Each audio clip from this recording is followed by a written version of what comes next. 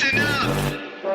You are now listening to News with My Fiancé with DJ Ambush and Morgan Jones.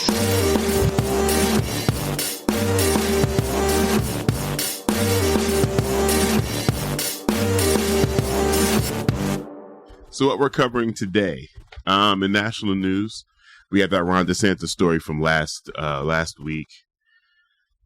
We didn't get a chance to, but, you know, DeSantis is doing his level best to destroy leftism if he doesn't become president. He's just DeSantising all over the place. DeSantising all over the place.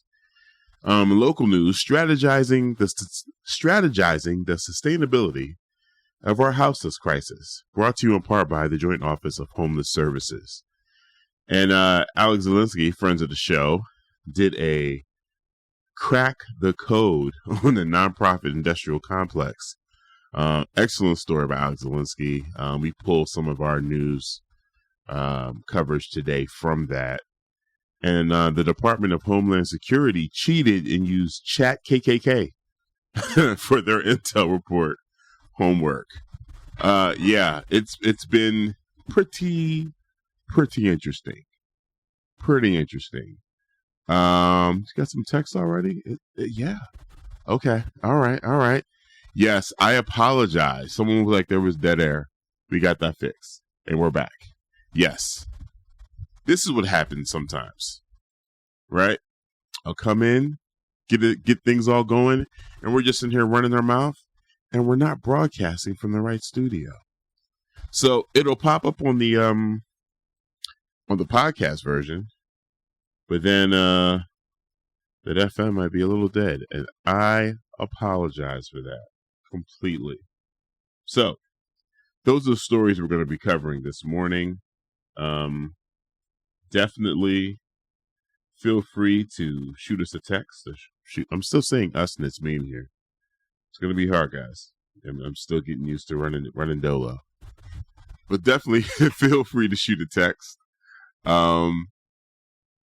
Check in, Fiancés.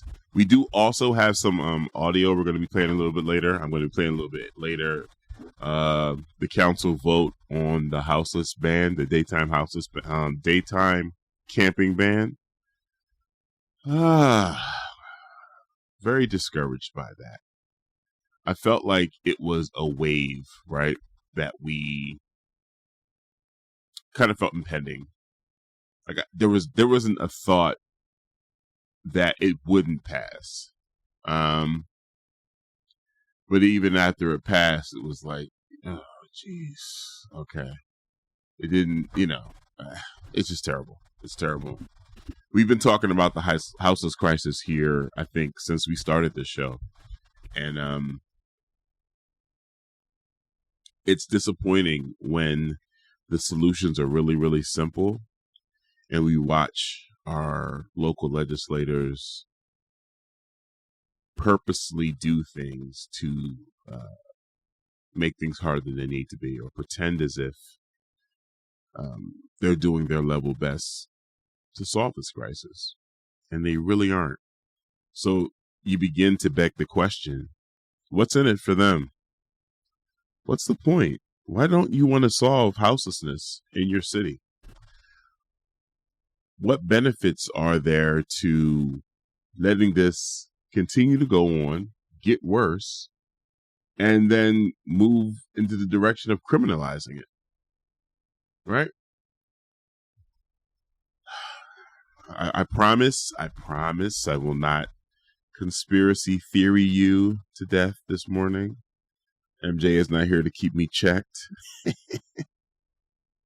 I promise I won't. I will ask this though. Anybody seen Spider-Verse? She's not here to stop me from the comic talk. I haven't seen it yet, so don't send me any spoilers, but everyone's telling me this thing is, film of the year. And we're only in June. It's saying this is the one to beat. So I'm really looking forward to checking that out. Hopefully this weekend at some point. I did see The Flash. If anyone was interested in my 13-second review of The Flash. It was a great film. I do think they need to move forward without Ezra Miller. They are very problematic. And James Gunn is out here capping, talking about it's the best superhero film he's ever seen. We all know why he's saying that. All right. There it is. There it is. I have said what I need to say on my soapbox. Before we jump into that first story, the Ron DeSantis story, I did want to comment on something that happened earlier this week.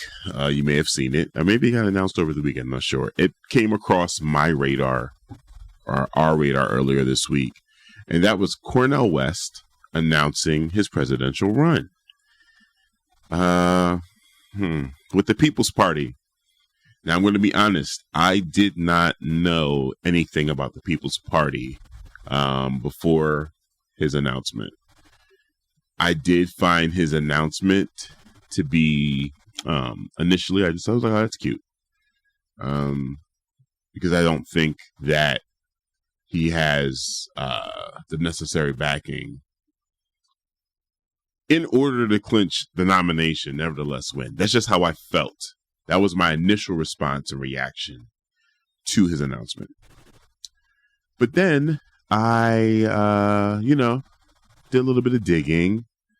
Not a lot of digging, not research. I did some research online and found out some very disturbing things about the People's Party. But even before we get to the disturbing things about the People's Party, which is the party that he's running under, that particular party is only on the ballot in 3 states.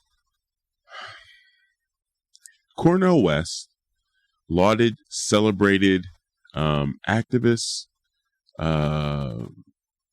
political commentator, social justice warrior, announced his presidential run, his bid,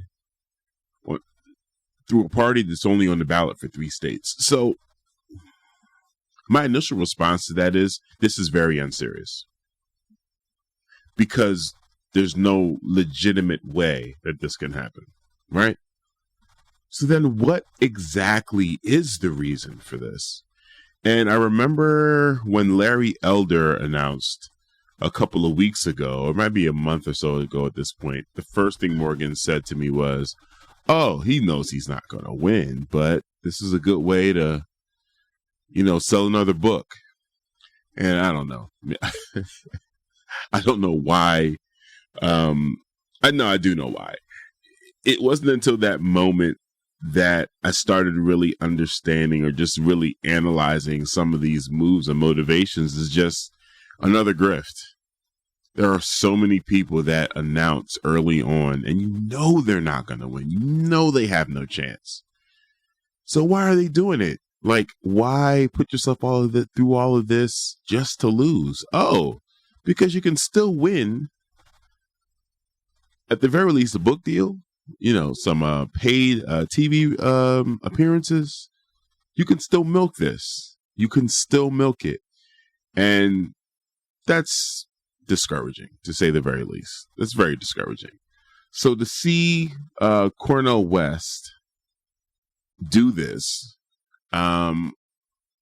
initially, I'm like, well, there has to be some reason. Maybe it's to, I don't know, raise awareness to some of the issues that he thinks that Biden should be discussing in his campaign. Because that's also another strategy, right?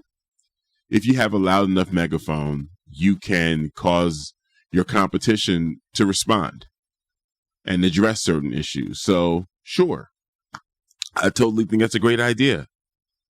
However, the People's Party is marred with a myriad of issues and allegations, and just, everything from discrimination, sexual harassment allegations. This is not an organization that anyone should be, based on what's out there, that anyone should be associated with. That seriously is about change in our country. Like, just period. yeah, so that was extremely concerning to me. Extremely. Oh, man. Yeah. So I'm curious to see how this is going to go. This is a man who does not shy away from the opportunity to explain himself. So looking forward to that. We're going to see how that pans out. Good morning, fiancés. What did I miss? Good morning, Rudo. Rudo, the only thing you missed was that I'm here solo. MJ's home with a migraine. Did you ever miss much else? Also, there was a little technical situation earlier. I was broadcasting from the wrong booth. Rudo, don't broadcast from the wrong booth. Okay?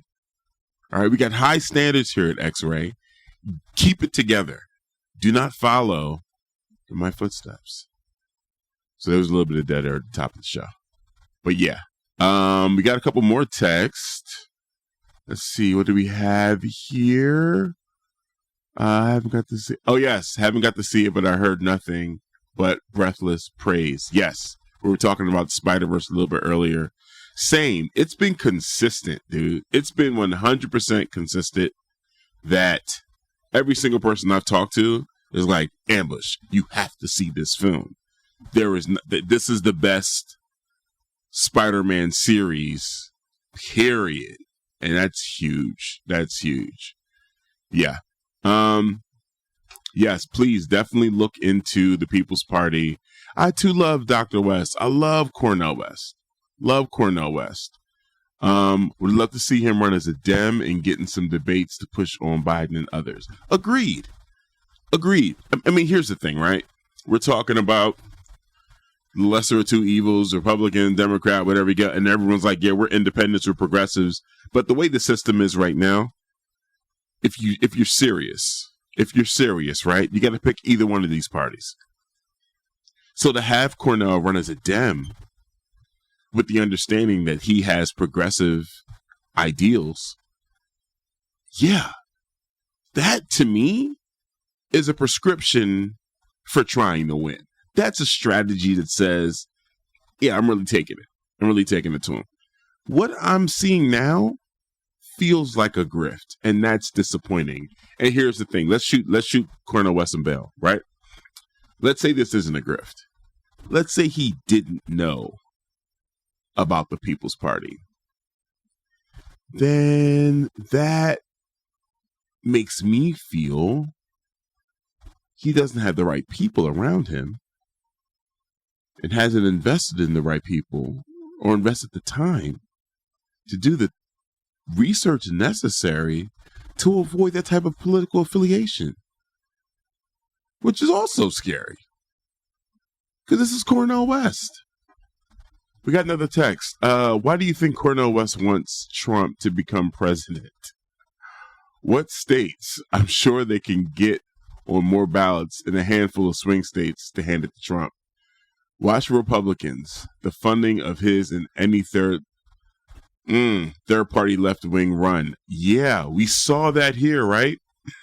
We certainly saw that right here in Oregon. Phil Knight put a lot of money behind Betsy Johnson and no. Yes, Johnson and Drazen put a lot of money behind both Johnson and Drazen to defeat Tina Kotek. Splitting the votes is, that's not something to laugh at or to take lightly. Let me see. Rudo, don't you badmouth Studio A. I love the left-handed booth. Whatever, Rudes. Whatever. I'm not bad-mouthing Studio A. I'm just saying. Sometimes people broadcast from Studio A. Sometimes people broadcast from Studio B. And I'm a Studio B'er. Okay? 'Tis what it is. Like it or love it. I think you'll love it. But yeah, I to answer that other text, I'm not sure. This Cornel West thing is confusing, man. It's quite confusing. And without proper, explanation, the first impulse and reaction is to be very disappointed. Really. It bottles the mind. If I may quote Will Ferrell, mind-boggling. Bottles the mind. All right, so let's get into one of the stories we actually plan on covering this week. That old Ronald D. Dum-Dum, Florida Governor Ron DeSantis has been in the news a lot lately for a variety of reasons. He's been involved in a number of controversial issues. He signed a law that bans abortions after 15 weeks of pregnancy. He attacked Disney for its opposition to the Don't Say Gay law. He's banned books and classes, enticed the worst of the alphas to be cops in Florida, and the introduction of his latest anti-immigrant, heavy on the anti-Chinese law. A series of bills have been introduced in several states that would restrict the ability of immigrants to buy property. These bills have been met with widespread criticism from civil rights groups who say they are discriminatory and unconstitutional. The first bill was introduced in Texas, and it will prohibit immigrants from China, Iran, North Korea, and Russia from buying agricultural land or property within 10 miles of a military installation or critical infrastructure. The bill was passed by the Texas Senate, but did not pass the House of Representatives. A similar bill was introduced in Florida, and it would prohibit immigrants from Cuba, Iran, North Korea, Russia, Syria, Venezuela from buying agricultural land and property near critical infrastructure or a military base. The bill would also require any immigrants who already own barred property to register with the state. The Florida bill was signed into law by Governor DeSantis. The ACLU argues that the Texas bill is discriminatory because it targets immigrants from specific countries. The NILC argues that the Florida bill is discriminatory because it singles out Chinese immigrants for special scrutiny.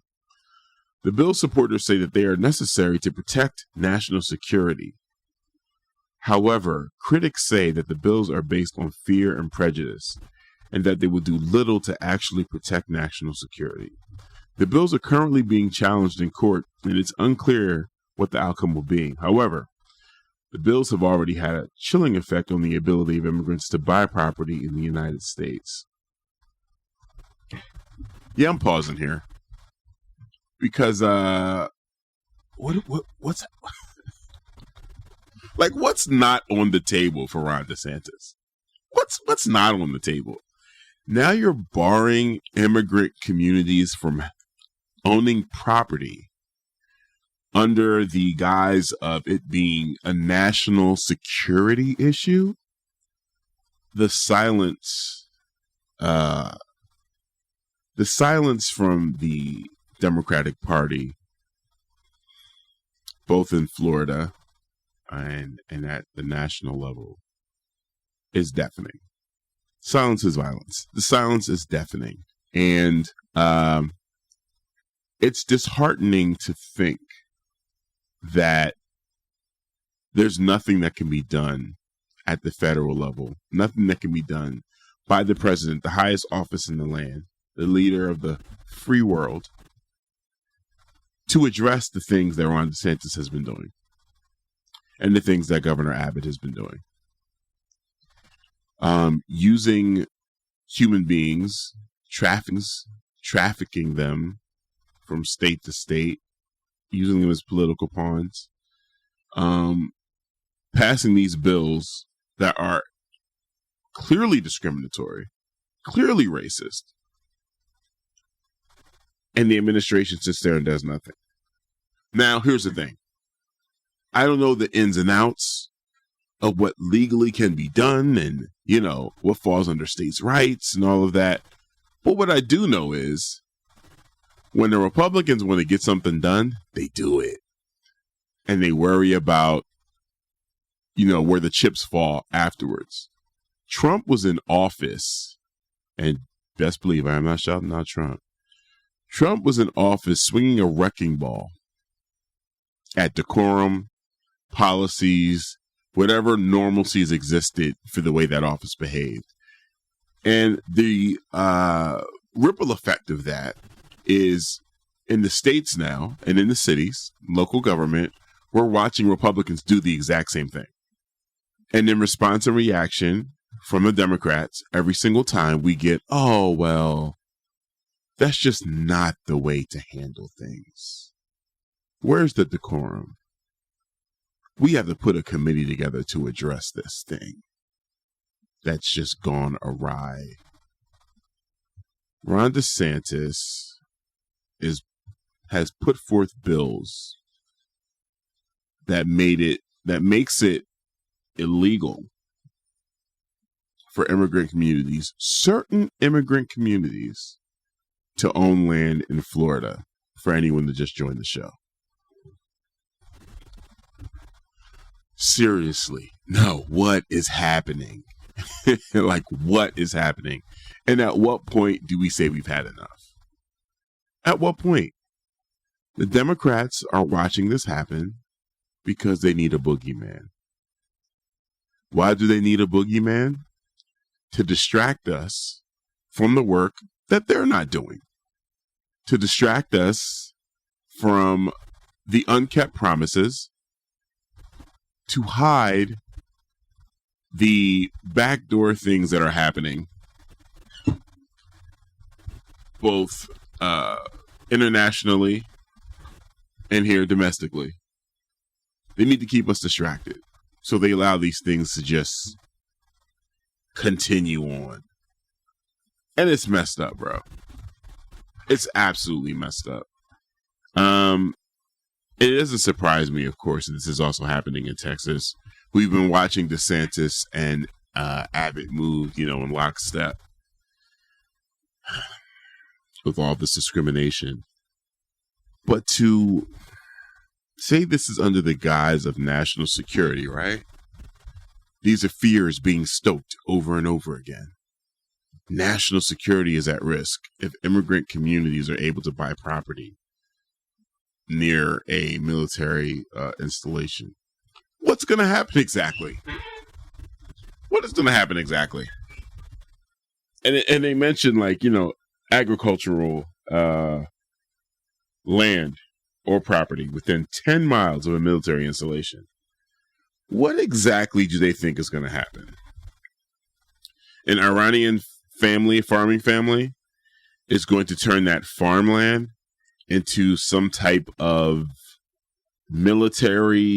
secret military installation, and that's going to go unnoticed within 10 miles of one of our bases? Like, what are we talking about? What are we talking about exactly? At no point does the government not know where I am or have access to what I'm doing just through my cell phone. Nevertheless, my search history, nevertheless, GPS tracking on just, my watch, anywhere I'm going within my house, within my city, within my workplace, they know everything. They have access to everything. And now this military that has a bloated budget and celebrates being the greatest military power in the world has to worry about immigrants owning property within 10 miles of a base. 10 miles of a military installation. Because then it's a wrap. You know what? I'm preaching to the choir. I don't have to convince you guys this is nonsense. I guess what I want to know is, what are we going to do about it? We just got a text. Many Democrats live in perpetual fear that somebody somewhere may not like them. Republicans don't care. They know who their base is. They know you and I will never vote for them. So they just shove us aside and do what they're going to do. 100% correct. 100. The truest text we've gotten in the history of the show. This one line, Republicans don't care. They just don't, bro. They really don't. They do not care about anything other than power and control. And they'll do anything to maintain it. Now, not saying the Dems won't, but Republicans they definitely move with that hold my beer energy. They definitely do. And fear works. Yeah. Perpetual fear from the Democrats, definitely. They got to have the boogie monster for us. I would like to have a more healthy relationship with the Democratic Party. I would like a Democratic Party that runs on certain concepts and issues and principles and puts forth proposes strategies while they're campaigning, and then uses that first year, right, as they're in office, to maybe uncover some things that they weren't aware of. You know, that's what happens. You move into a new place. You know, the realtor gives you the tour. You say, I'll take it. And then you get in there and you hear the pipes knocking. And you realize you got crabgrass out back. And you got to replace a couple of walls because now you're starting to see black mold come through the paint. You don't always know what you got, right? When you first buy in. So yeah, we can do that the first year and a half. We got to address the issues from the previous administration. Totally fine with that. But then after that, I would like a Democratic Party or Democratic leadership to hop right on board and address the things that they said they were going to. I don't want to hear these excuses. I don't want to hear these, it's much more complicated than we envisioned. That's the nature of politics. Of course it's complicated. That's the way the structure was set up. That's the way the system itself was set up to be complicated. So, we didn't vote for you to get in the office and tell us what we already knew. We voted for you to get in the office and uncomplicated. And it just isn't that simple, folks. Just isn't that simple. But it killed it to be that simple. Yeah. So I don't know, man. We've watched similar things happen here at home. You know, having us responding to fear and using that as a motivation to bring us to a place where we're making some really irrational and heartless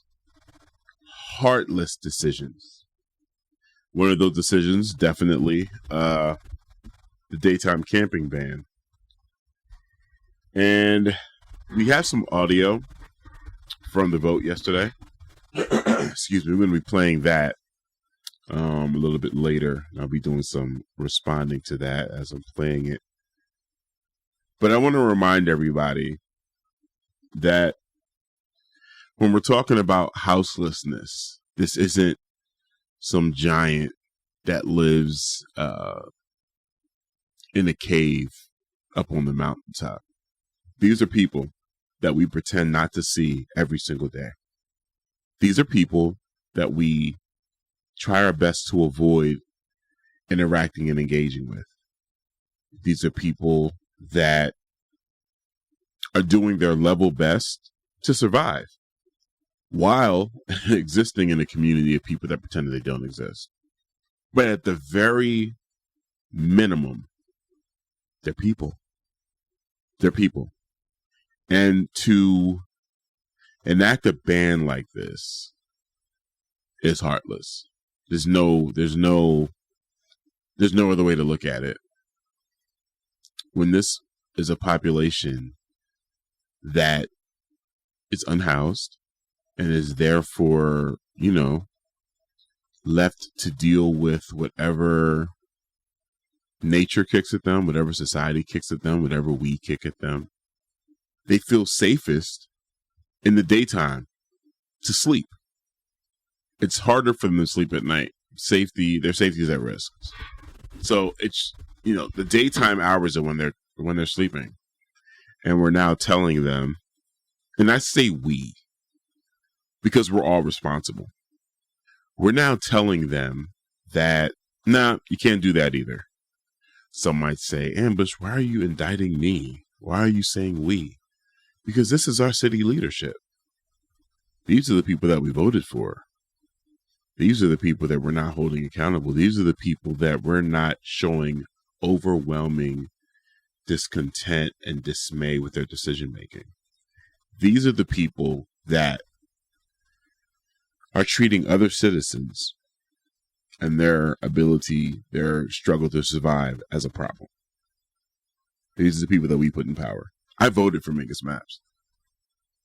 I regret voting for Mingus Maps. I have no issue saying that.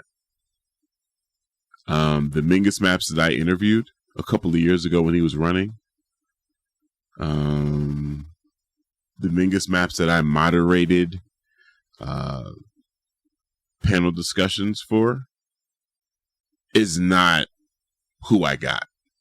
I did not get who I voted for. You've heard us mention our disappointment in Dan Ryan and our dislike for Rene Gonzalez, and certainly the mayor. So none of this is a surprise. We're not happy with our leadership, but what do you do with that? What do you do with that energy? What's your responsibility? It's twofold. One, we got to make sure we get leadership that actually represents how we feel. And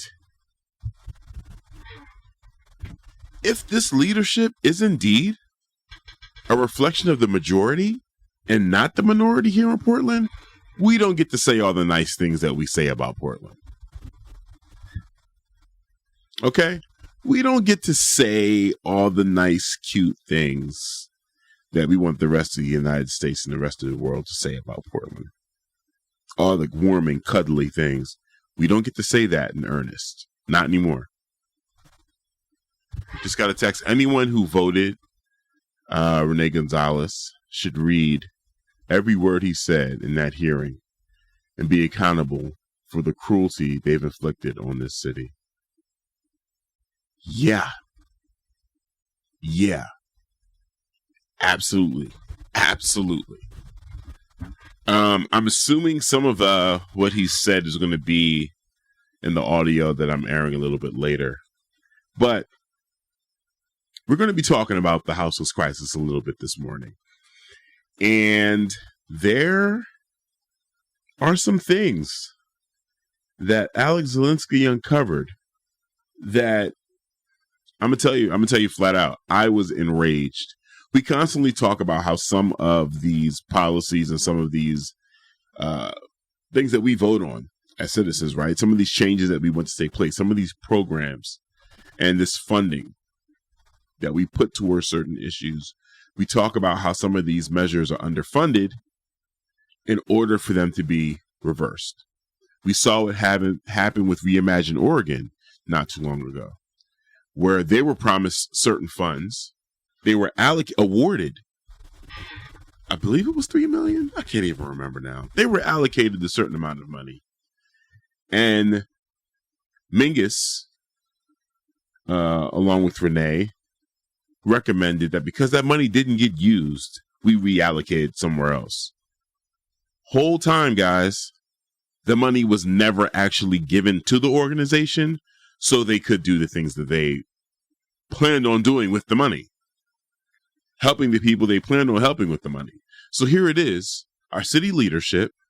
How can you be unaware that the organization that was awarded the funds were never delivered to them? And then you try in that moment to frame it as if this organization, Reimagine Oregon, played around in our faces and didn't use the money that was given to them when it was never given to them. And this is what I'm saying.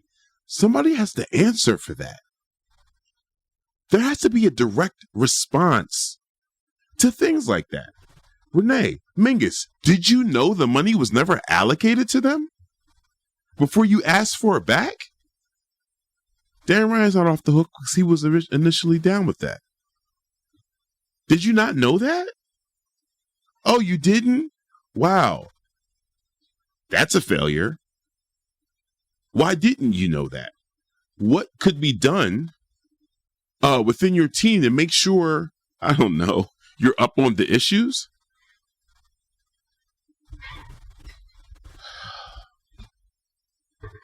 So yeah, Alex wrote a really good story about what's been happening with the current funding model for the CBOs, the community-based organizations that are supposed to be addressing this houseless issue. And I'm going to tell you, be prepared. I was incensed.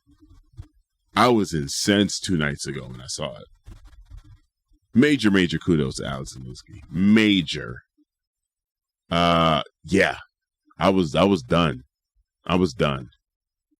We got a text from AJ. Thank you for speaking on this camping ban and who was to blame. This is horrific. People really need to engage with who they are voting for because this was preventable.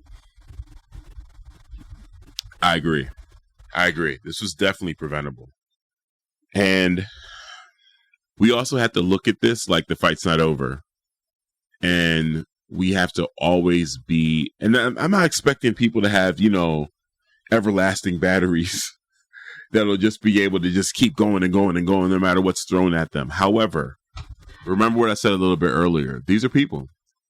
These are actual people whose lives are at risk.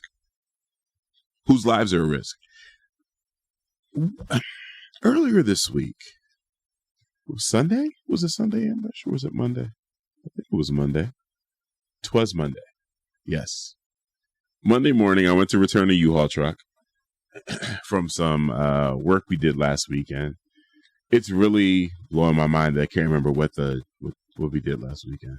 Oh, My People's Market. Boom. Okay, cool. The numbers. Yes, we provided sound for My People's Market. We handled the audio production. So I went to return the U-Haul truck Monday morning. And I said to myself, I need to get some more steps in. So I put on some shorts, some walking sneakers, and I drove the truck to return it to the U-Haul at MOK and Killingsworth. Park the truck, do everything I need to do to return it. Cool. Put my earbuds in, and on my way home, I took a phone call from my homie back east and, stopped to pick up some toilet paper from the store, hit the bank. I'm just out there getting my steps in.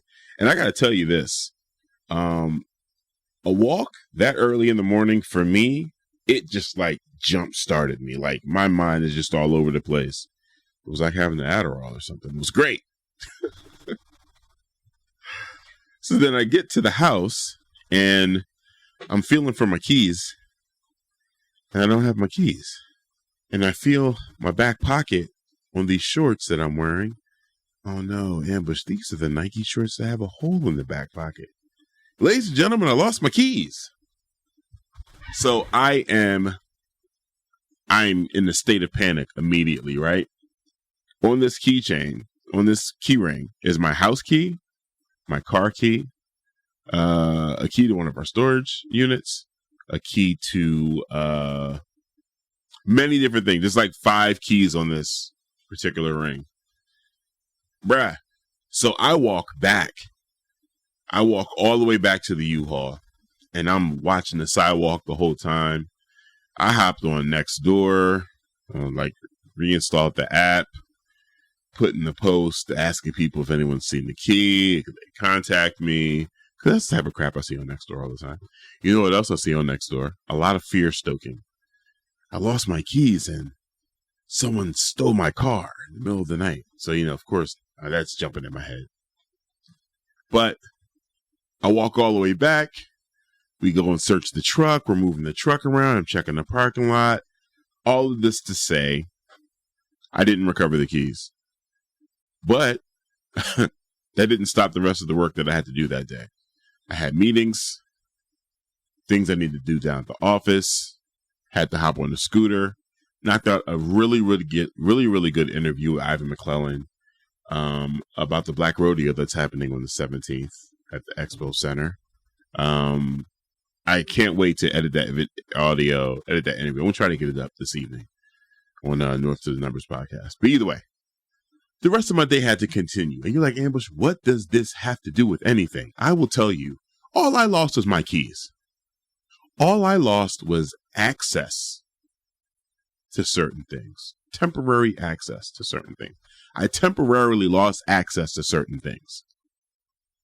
And losing a key is something that I'm sure we all can relate to, right? Locking your key in the car, leaving your key at home.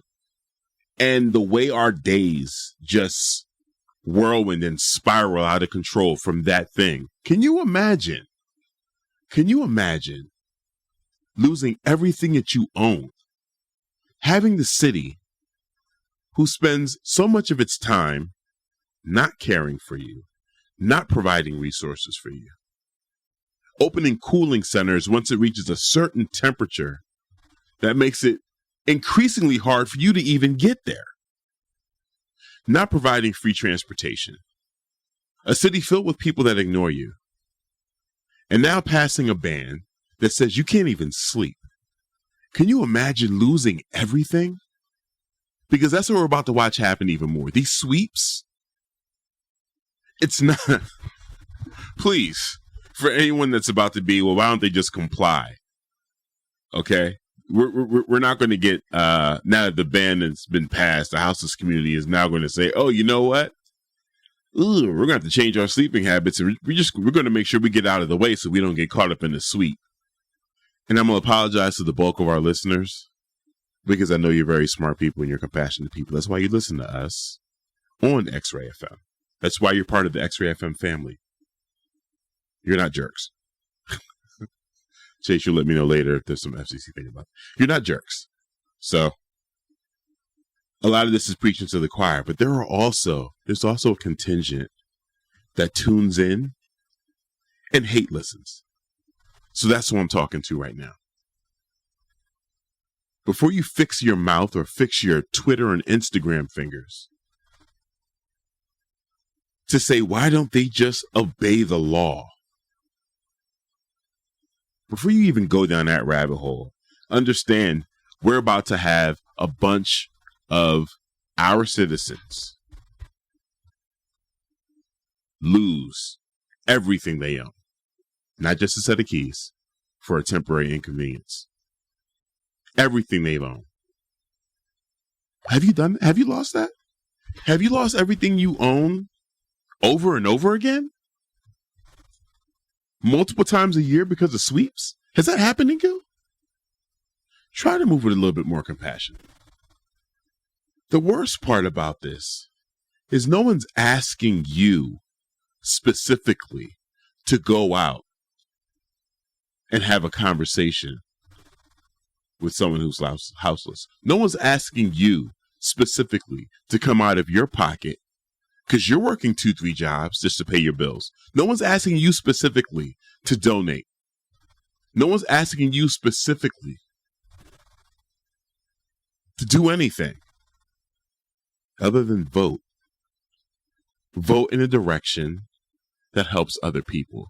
Vote in a direction that isn't motivated by fear. Isn't motivated by you feeling like you need to feel better than anyone else. Vote with compassion. Vote with empathy. And require that your city leaders move that way. That's it. I am flying solo today. MJ is home, a little under the weather. The mines are graining. The migraines are graining. It's not fun. I'm going to leave here and grab her some, Gatorade and vitamin water, some other things that help her on the way home. So, well wishes, you guys. Text in some well wishes. I'm sure she'd love to read that. She does have access to the text line. I don't think she's up though, but she can always read the text a little bit later.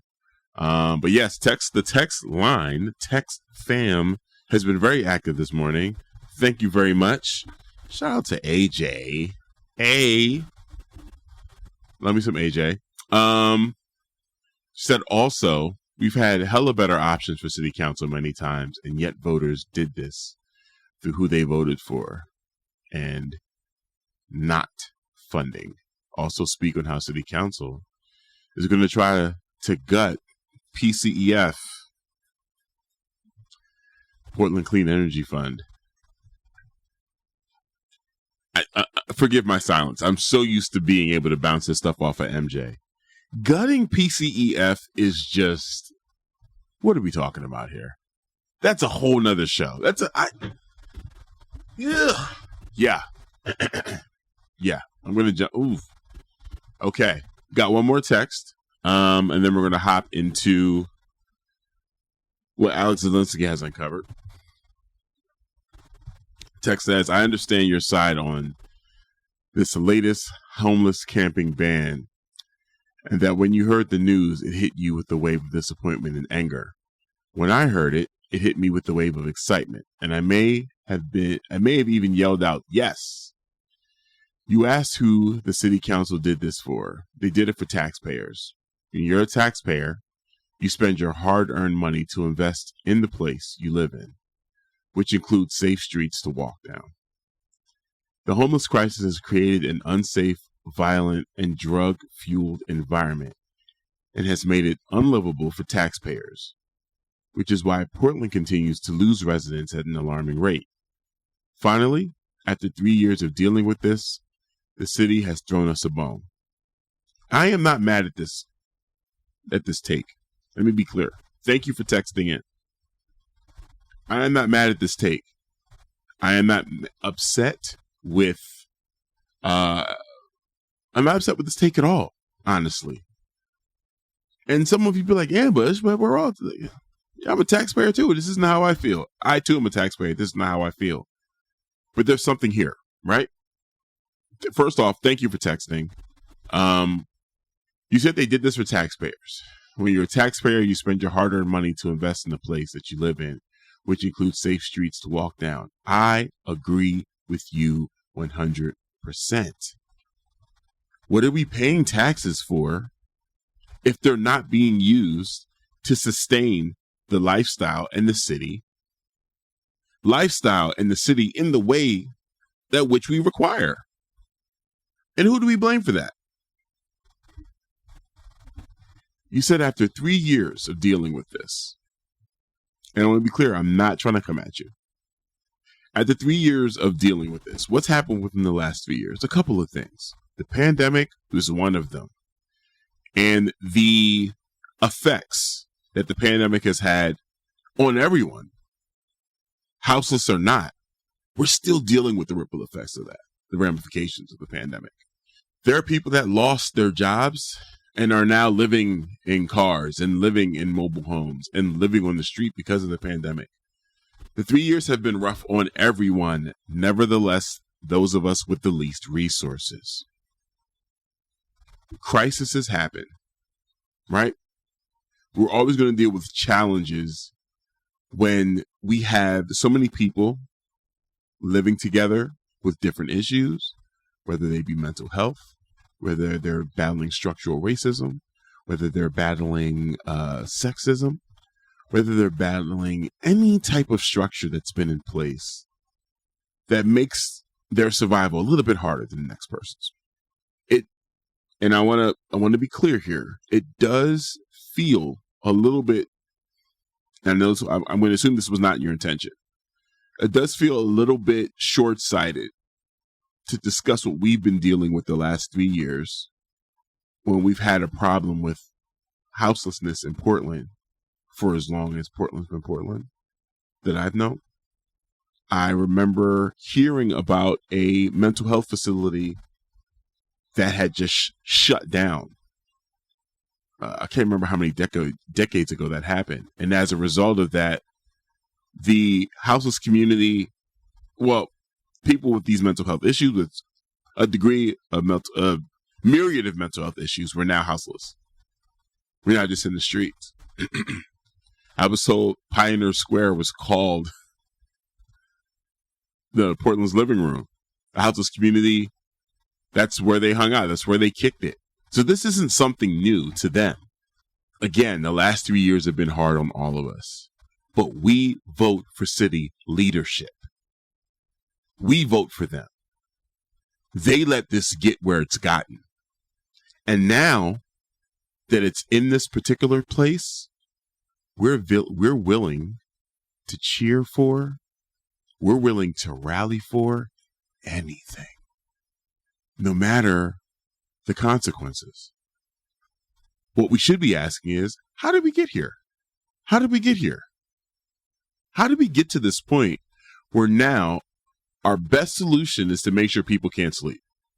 Got another text from the Mercury coverage on this. A collaborative study done by nonprofit groups and the University of California, Irvine in Southern California found the region spent more on services for chronically homeless people than it would have spent on permanent supportive housing.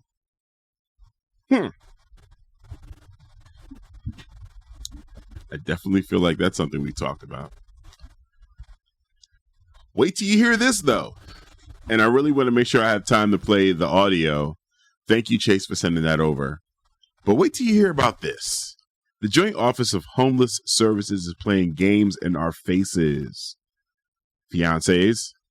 Staffing shortages at nonprofit organizations in the Portland area are preventing families from accessing vital housing and support services. Sahan McKelvey, the head of Community and Family Programs for Self-Enhancement, Inc., a North Portland nonprofit, expressed frustration over having to turn away families in need due to the lack of resources.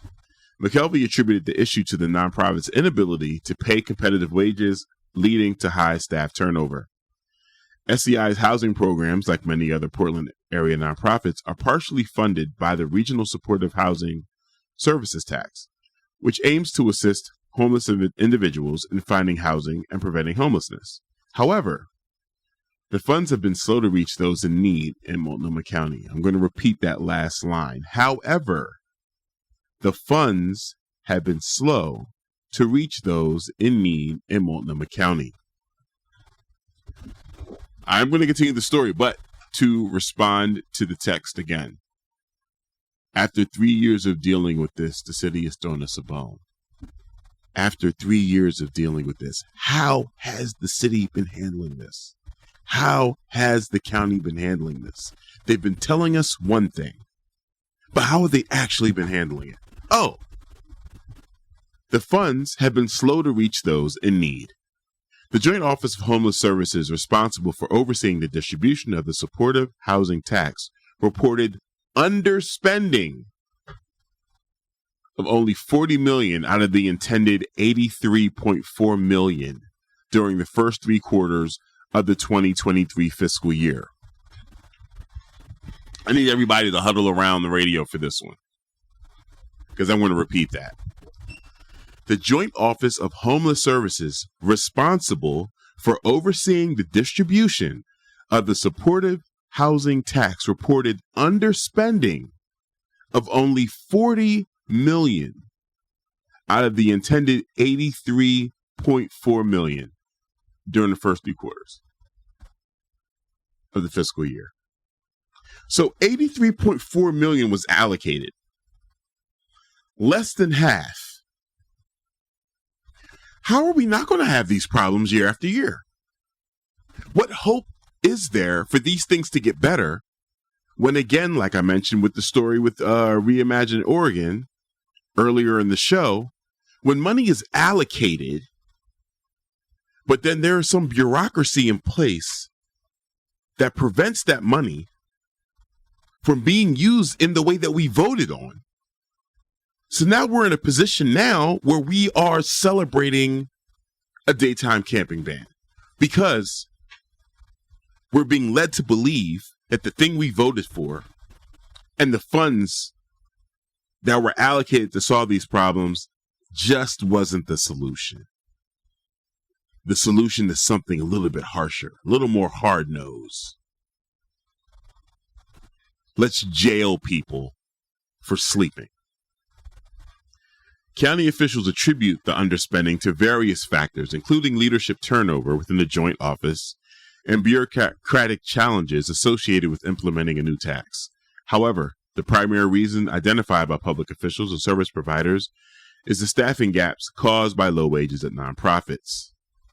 The lack of competitive wages for nonprofit contractors has raised concerns among different sectors of the community. The Portland Business Alliance, along with 64 other organizations, including homeless service nonprofits, real estate industry groups, and tech companies, sent a letter to county leaders urging them to address this issue urgently. They emphasized the importance of competitive wages for nonprofit staff and expedited reimbursement processes to support frontline workers and improve outcomes for those experiencing homelessness. The contracting system employed by the Joint Office poses additional challenges for service providers. Nonprofits must complete the agreed upon work before receiving reimbursement, causing budget constraints that hinder wage increases for staff. Many small organizations cannot afford to wait for reimbursement, leading to limited participation in receiving supportive housing funds. So let me give a quick rundown of that. Yes, someone texted, where's that money? I'll tell you where it's going to go, AJ. To the cops. Always, man. They're so underfunded. Someone else said, I'm a taxpayer. I'm a taxpayer too. And I want my tax dollars used to help people, not to bully them and deny them the basic human need to sleep. Thank you. So let me paint this picture, right? Let's say you run an organization that is at an annual budget of $2 million, and you tell the city, hey, look, we have some strategies that will help us move from addressing the needs of, 100 families, let's be modest, 60 families a year to 300 families a year. Here is the budget for that. Here's the funding model. This is what that looks like. We need 10 million. And then the city says, okay, all right, yeah, sure. If you're telling us you can move from helping 60 to 300 and we give you 10 million, bam, you got it. Because that's what the people want. They want us to spend this money solving this problem. Here's the problem with that funding model that the Joint Office is implementing. They're saying, in order for you to access this 10 million, though, you need to spend your $2 million budget and we'll reimburse you. So then do they really have 10 million to work with? How do you grow these programs to address the need that is steadily increasing? How? You're binding the hands of the organizations and the people that best know how to serve this problem. You're pretending as if you're helping them. And then you're reporting to the populace, hey, they're underspending. We were throwing money at this problem and it just isn't working. Let's lock people up.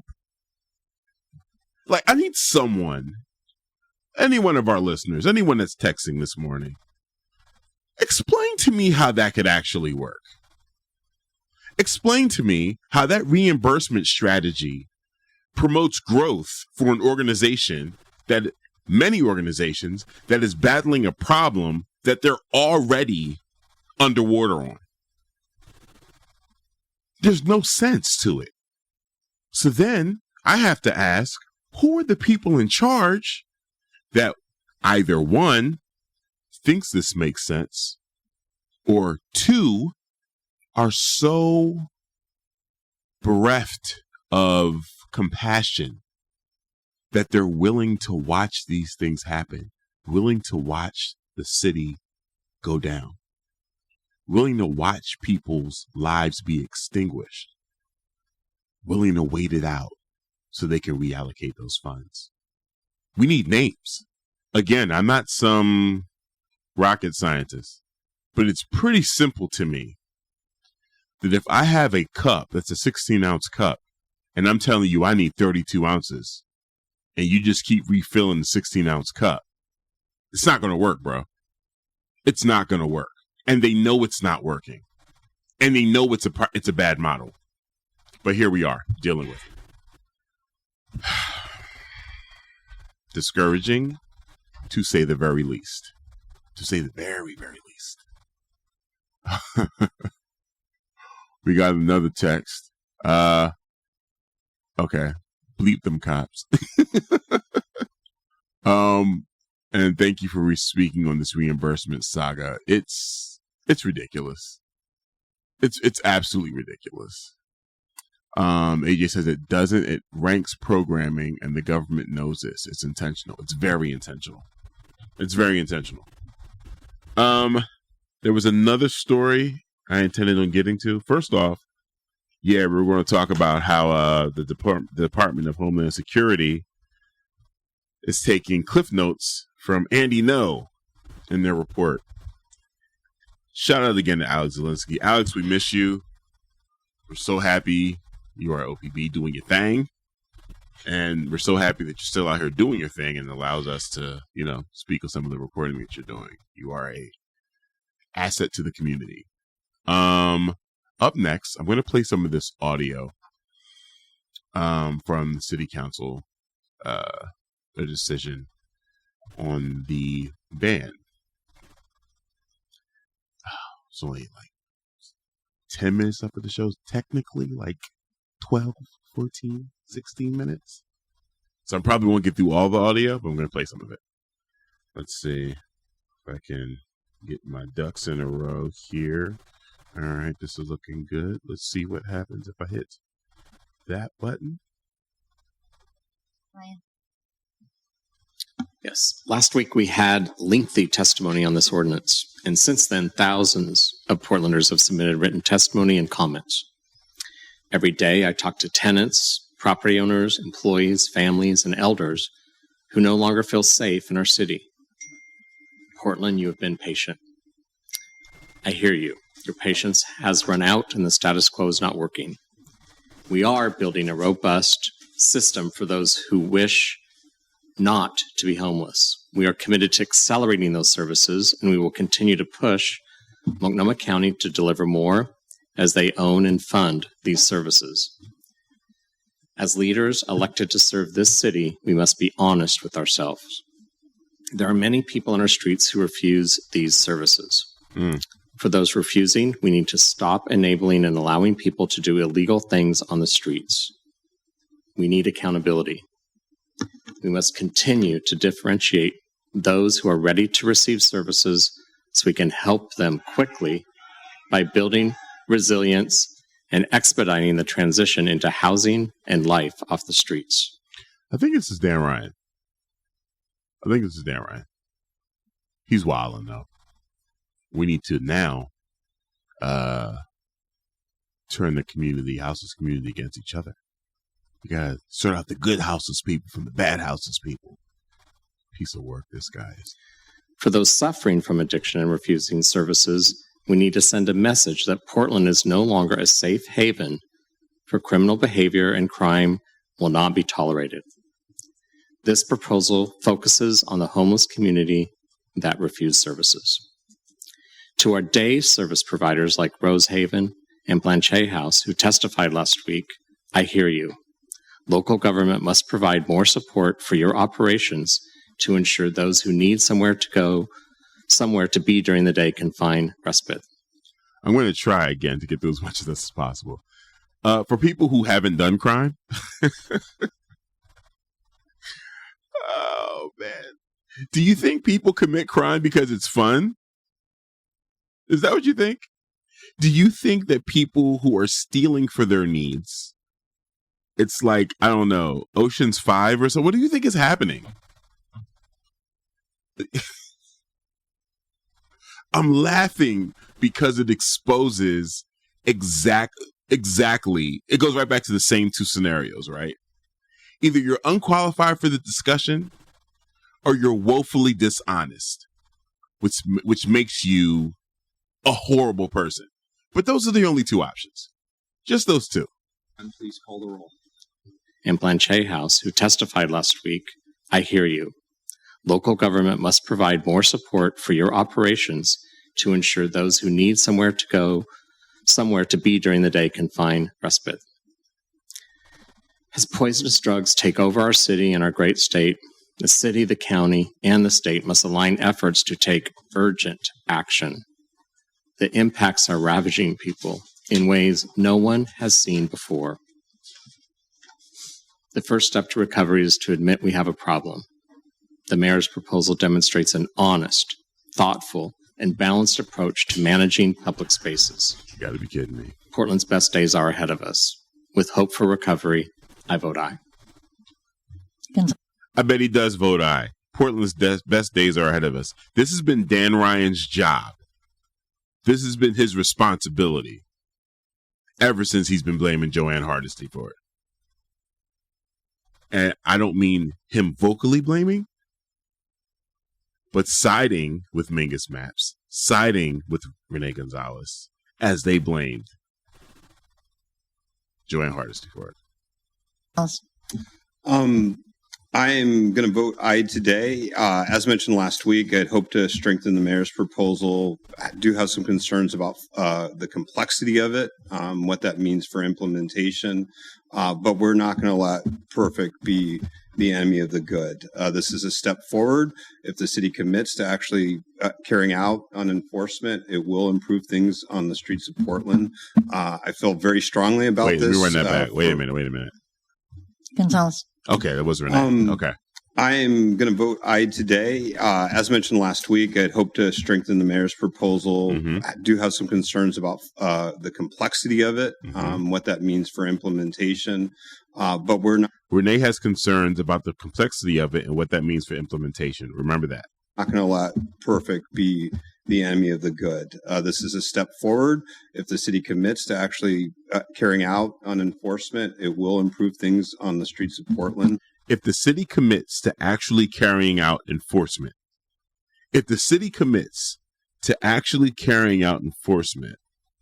what does that sound like to you guys? I feel very strongly about this, and I'm just going to reiterate the reasons why. A particular focus is on criminal behavior that has occurred at times in the city of Portland. It is not targeted towards those that are suffering from economic upheaval that we need to continue to support on our streets. It's lacking common sense. If you don't understand the connection between economic upheaval and criminal behavior, you do not deserve to be in this position. You are unqualified for this job. You should not be in city leadership if you do not understand the connection between economic upheaval and crime. And for people that say more police is the solution, why do we have in more affluent, the very most affluent neighborhoods, why do we have less police? Can anybody speak to that? Why do we have less police in neighborhoods that have less crime? I thought more police is what, could it have something to do with resources maybe? I don't know. Maybe. The homeless problem is complex. It is multifactorial. There are multiple segments within that population, those that we need to continue to offer a helping hand to, and then others that we need to drive out of the city. And when we talk about driving out of the city, that's criminal behavior. So we did receive a lot of positive support. Criminal behavior has now been open to include sleeping during the daytime. Again, they're opening up the trap for more people to be criminalized. We got a text. The FCC would not approve of the words coming out of my mouth responding to this guy today.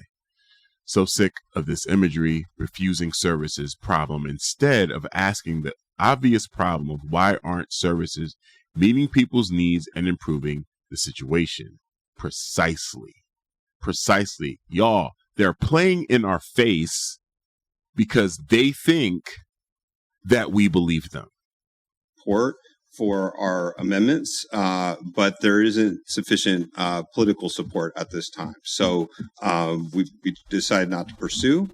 And to my colleagues, I hope we can continue to keep focus on improving safety and livability in the city of Portland, the city we all love. We're going to have some tough conversations. We will have, at times, very vocal minorities that will oppose what is the right thing to do. But this ordinance, this change in code is a step in the right direction. He just called y'all vocal minority, B. He called us a vocal minority. And remember what I said earlier about we got to shake off this fake facade of what Portland is, the city we all love. Who's the we? And I'm not trying to be like, I don't love it here. I'm talking about, guys. Is this the city the Houseless community loves? Is this the city that they love? They are citizens. They do live here. Are these the conditions in which they love? Guess what? They also vote. Their voices matter. Shout out to Street Roots doing that work. Their voices matter. I'm going to play Carmen Rubio's response, I believe, is directly after this. And then we're going to have to, see you guys next Thursday. Well, I vote aye. Rubio. I want to thank everyone who's called, testified, emailed, and written about this important issue. As I've shared with the mayor's staff, who've graciously spent a lot of time with me and my staff on this issue, I'm voting no today, and here's why. The spirit of this ordinance is to balance the very real need to get more people into a variety of shelter options and the safety and livability of neighbors throughout our city. And that is a hard balance to strike. I hear, know, and understand the concerns that we all face when we are seeing crime, livability issues, trash, and all the concerns that people very validly have. Nothing about this work is easy.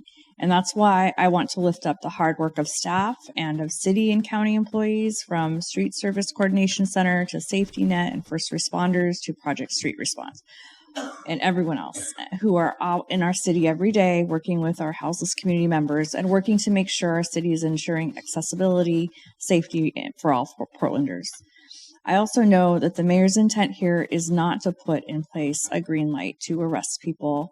That I don't doubt, but for me, I need to see that this ordinance is planful about its impact and does not cause harm. As I said last week, this council had a public discussion last year about our values related to camping bans. And while we agreed a policy would be need to discuss and put on the table in the future, we also committed to exclude any provisions that would criminalize people solely for being homeless.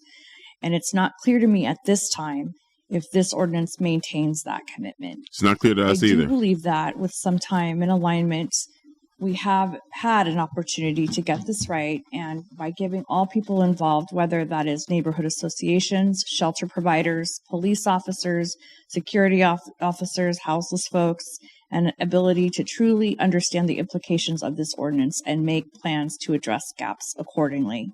For example, I would have preferred that our timelines match with the increase in available shelter sites.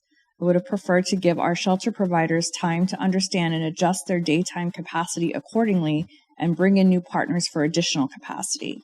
I would have preferred to give our new training dean, who starts tomorrow, the time they need to train our officers not only in the details of the ordinance, but also on our expectation that any enforcement mechanisms will be carried out with dignity towards our in-house neighbors. And finally, time for providers and houseless individuals to know what is in place, so that when things do go into effect, there is a shared understanding about where people can go or be referred to. Right. And I think one suggestion that we heard last week was a resource list or map, which I thought was a good idea.